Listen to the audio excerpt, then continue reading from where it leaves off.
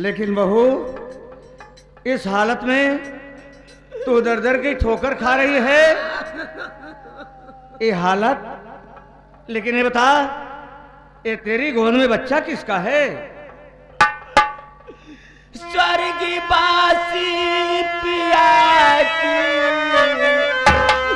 निशानी है ये, जिसके कारण फंसी नैया मझधार में।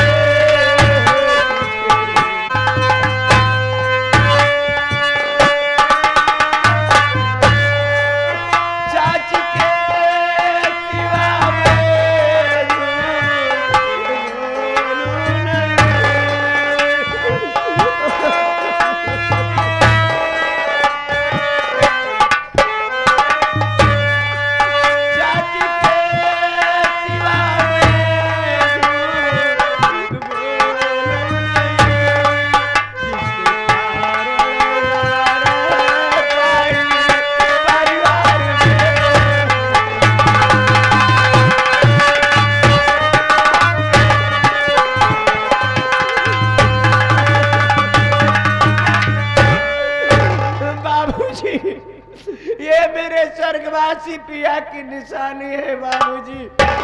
आज जिसके कारण मेरी नैया मझधार में है, जिसके कारण मैं परिवार में नहीं रहने पाई बाबूजी, ये मेरा बेटा है। क्या कहा बहू? ये तेरा बेटा है और इसके कारण तू परिवार में रहने नहीं पाई।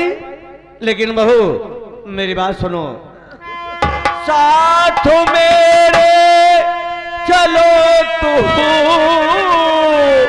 बहू रानी घरे, सारी चिंता हृदय से हटा दीजिए।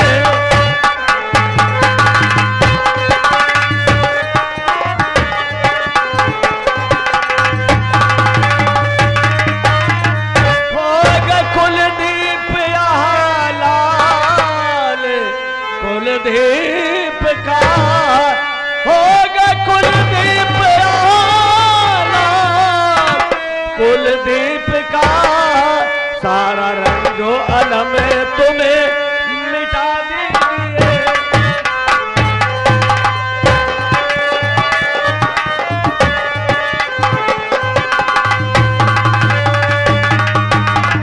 बहू, अगर इसके कारण तू परिवार में रहने नहीं पाई तो ये मेरे कुलदीप का बेटा होगा, किसी गैर का नहीं होगा। चलो मेरे साथ घर बहू, चलो मेरे साथ घर चलो। मुझको मजबूरी करिए नहीं बाबू,